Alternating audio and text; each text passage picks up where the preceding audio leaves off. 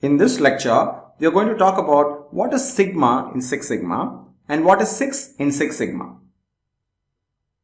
When I started learning Six Sigma, this was the first question that I had. What is the 6 and what is the sigma? Can the 6 be any other number? And what is the sigma? So it's quite natural that you would have similar questions as well. So what I'm going to do in this lecture is to deep dive and give some clarity on what is this 6 and what is this sigma. If you're not a math student, you don't have to worry. The concepts here would be covered again in greater detail in one of our later lectures. So let's now jump into the lecture. Let's assume that you commute to office by train and your train normally arrives in the station by 7:45 a.m. and you reach there a little bit ahead of that time, and you notice that every day there is a little bit of variation in the arrival time of the train. So some days the train comes a little ahead of 7:45, some days a little behind 7:45. So there's a variation, and that variation is what I am depicting in this graph with those dots. So every day I'm collecting the data of arrival times, and when I cumulate all this, it forms a distribution which is called as a probability distribution. This probability distribution helps us to understand the variation which is there in the process. Now the concept of probability distribution itself would be covered in greater detail in one of our later sections. So if you don't understand that, you don't have to really worry. The sigma which is there in Six Sigma is nothing but the standard deviation, and that standard deviation is nothing but a measure of this variation that we are seeing in this arrival time of the train. How do I represent that? In statistical terms, standard deviation is nothing but the average distance of all the points from the average or the mean of the overall process. So the line that you see in the middle is the grand average of the whole process. So I collected data, let's say for a month, and then I have 25 data points and I take the average of that, and that average is the middle line. Now I'm trying to find out the average distance of each of those points, each of the individual days arrival time from the grand average of that particular month. When I find that value, that represents standard deviation. Let's go a little deeper to understand that.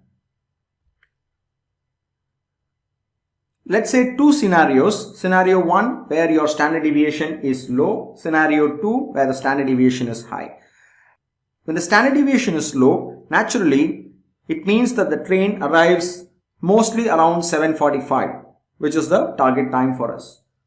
As a result, the curve looks much steeper and the base of the curve is very less. On the contrary, if the standard deviation is more, it means the dispersion is more, which means the time of arrival of the train varies largely from one day to another, and that is represented by a large base of the curve and the height of that curve also being a little shorter. It's quite intuitive that we always expect the train to come mostly around 7:45. So lower the standard deviation, better it is. In other words, lower the sigma, better it is.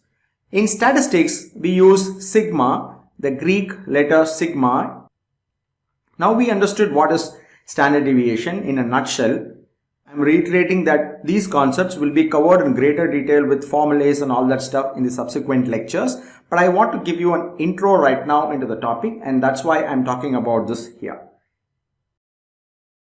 Let's now move on and talk about what is this 6 in Six Sigma. Let's assume that you reach the railway station by 7:30 a.m. and you wait till 8 a.m. Reaching the station before 7:30 and waiting beyond 8 is something that you don't want to do. So your window of tolerance is 7:30 to 8 o'clock. Let's now take two scenarios, scenario A and B. In scenario A, the variation, or in other words, the standard deviation of the process is very less. It's only 2.5 minutes.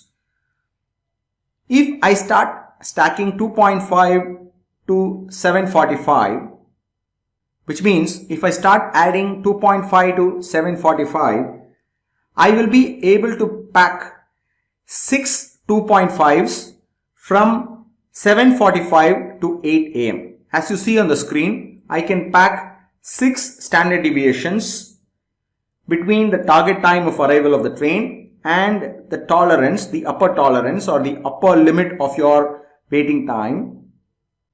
I can pack 6 standard deviations. Similarly, I will be able to pack 6 standard deviations on the lower side as well. That is between 7:30 and 7:45. This is what we call as 6 sigma. If I am able to pack 6 standard deviations between what the customer wants and my center, that is called as 6 sigma process. This 6 here is called as sigma capability. While sigma itself is standard deviation, the number 6 that you see is nothing but the sigma capability of the process. Now let's go to the scenario B. In scenario B, the variation of the process is more. The standard deviation or sigma is 5 minutes. So how many standard deviations can I stack between 7:45 and 8 a.m.? As you see, we can stack only 3 standard deviations between 7:45 and 8 a.m. So the sigma capability of process B is 3 sigma. Now it's very obvious that the 6 sigma process is more efficient than the 3 sigma process. Just simply because in the case of a 6 sigma process, the chances of the train arriving beyond 8 o'clock or before 7:30 is very remote. It's not likely to happen. But in the second scenario, it's quite likely that the train would come either after 8 o'clock or before 7:30. And that's not a reliable scenario for you. As a result, higher the sigma values, better it is for us to predict the performance of the process.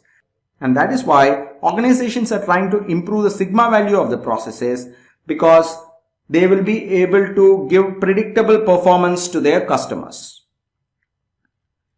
So that in a nutshell wraps up the concept of sigma and 6 for us.